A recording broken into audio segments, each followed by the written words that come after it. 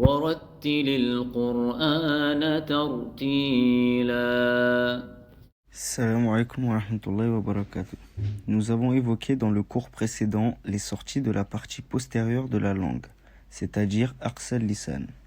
Aujourd'hui, nous verrons les sorties du milieu de la langue.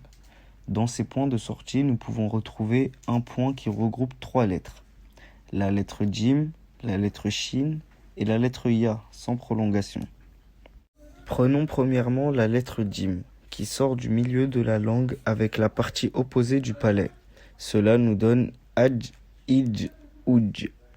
La bonne prononciation de cette lettre s'effectue en fermant le point de sortie, c'est-à-dire on s'arrête sans étaler le son, ce qui nous donne Aj. Prenons maintenant le mot Fudjiret. Si l'on n'applique pas la règle précédente, ce n'est pas la bonne prononciation de la lettre Jim qui sera effectuée, et donc pas le bon mot.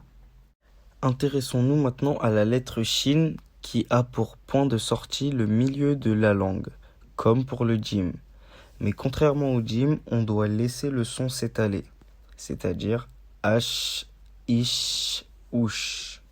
Des erreurs sont fréquentes sur la lettre Shin, comme son alourdissement dans le cas où elle est suivie ou précédée déjà d'une lettre lourde. Il faut penser à toujours alléger la lettre. Si l'on retrouve cette lettre Shin à côté de la lettre Jim, chacune des lettres doit être prononcée correctement et à sa manière, comme dans le mot Ash-Shajara. Maintenant, prenons la lettre Ya.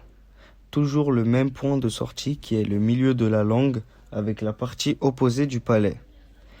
Comme pour le Jim, cette lettre doit être légère et on ne doit pas faire d'alourdissement dessus. Dans le cas où l'on trouve un Ya avec une shadda, on doit faire ce que l'on appelle le nabr, c'est-à-dire un appui léger sur la lettre Ya. Par exemple dans le mot Iyaka. Et si l'on voit 2 lettres Ya collées, on les prononce les deux une après l'autre. Par exemple dans le mot Huyitum. Nous en avons maintenant terminé pour les points de sortie du milieu de la langue. Salam alaikum. Si vous avez apprécié cette vidéo, n'hésitez pas à vous abonner et sonner la cloche.